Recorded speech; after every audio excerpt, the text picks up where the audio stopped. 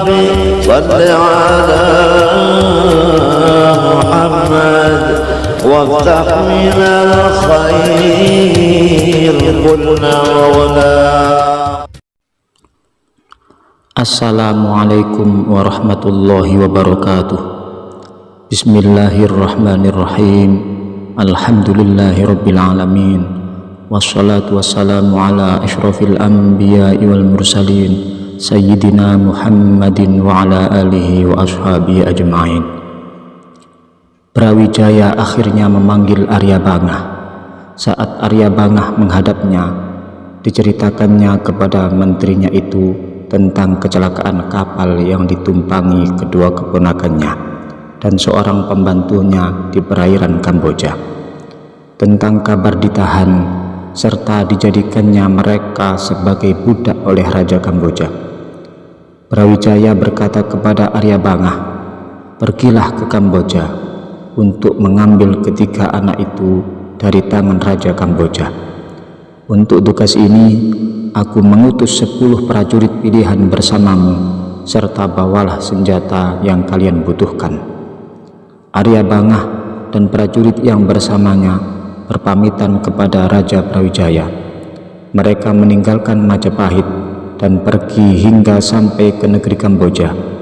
Ketika mereka berhadapan dengan Raja Kamboja, sang raja menanyakan siapa nama mereka, dari mana asal mereka, dan apa keperluan mereka datang ke Kamboja. Arya Bangah menjawab pertanyaan Raja Kamboja itu. "Nama hamba adalah Arya Bangah. Hamba dan prajurit yang bersama dengan hamba ini diutus oleh Raja Agung Brawijaya untuk memastikan tentang berita yang diterima oleh beliau, bahwa Anda menahan 2 pemuda dan seorang pembantunya, yang mana mereka itu menaiki kapal dan kapal itu kecelakaan menabrak batu karang di perairan negeri Kamboja ini. Jika berita itu benar, maka Raja Brawijaya meminta Anda untuk mengirimkan mereka kepada beliau, karena tujuan kepergian mereka adalah untuk menemui Raja Brawijaya." Kedua pemuda itu adalah anak Dewi Candrawulan, putri Raja Campa, yang tidak lain adalah adik dari Ratu Martaningrum, istri Raja Brawijaya. Raja Brawijaya sangat bergembira karena kedua pemuda tersebut tidak tenggelam di dasar laut, dan beliau mengucapkan banyak terima kasih kepada Baginda yang telah menyelamatkan mereka dari bahaya besar itu. Saat Raja Kamboja mendengar perkataan Arya Bangah, ia pun langsung memanggil ketiga orang yang dimaksud. Setelah 3 orang itu menghadap sang raja, ia berkata, "Orang-orang ini adalah utusan dari Raja Brawijaya. Mereka datang untuk memintaku untuk mengirim kalian kepada beliau bersama mereka. Oleh karena itu, pergilah bersama mereka." Mereka menjawab, "Baiklah tuanku." Arya Bangah dan prajurit yang bersamanya serta ketiga pemuda itu, yaitu Sayyid Raja Pendeta, Sayyid Rahmat, dan Abu Hurairah, berpamitan kepada Raja Kamboja. Mereka keluar dari istana Raja Kamboja dan menuju ke arah kerajaan Majapahit. Mereka pergi melalui jalur darat dan laut hingga sampai ke Majapahit. Sesampainya di Majapahit, Arya Bangah mengantarkan ketiga orang pemuda itu menghadap Raja Brawijaya. Ketika mereka menghadap Raja Brawijaya, beliau menanyakan tentang peristiwa yang telah menimpa mereka.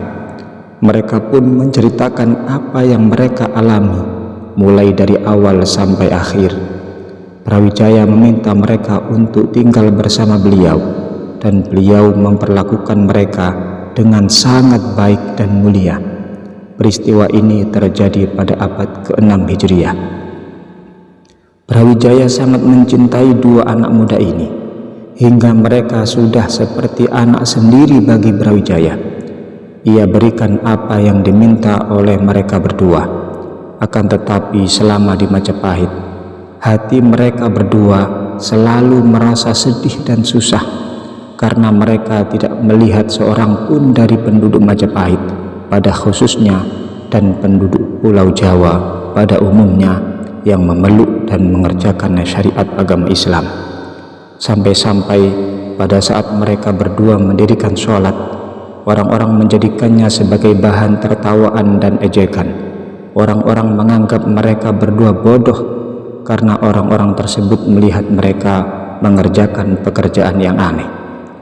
Hingga ada seorang tua yang termasuk dari golongan para cendekia Majapahit berkata, "Janganlah kalian mentertawakan dan mengejek dua anak muda ini.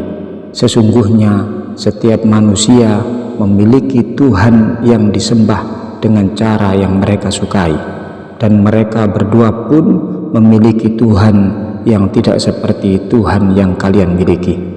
Mereka menyembah Tuhan mereka dengan cara yang lebih mereka sukai. Maka dari itu, janganlah kalian mencela dan menghina orang yang sedang menyembah Tuhannya." Inilah cerita dari peristiwa yang dialami oleh Sayyid Raja Pendeta dan Said Rahmat.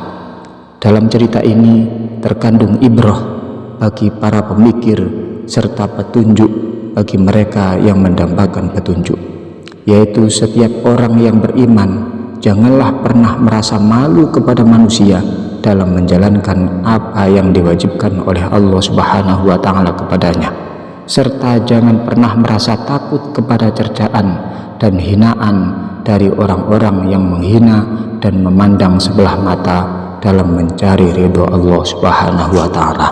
Mudah-mudahan bermanfaat. Mohon maaf atas segala kekurangan. Wassalamualaikum warahmatullahi wabarakatuh.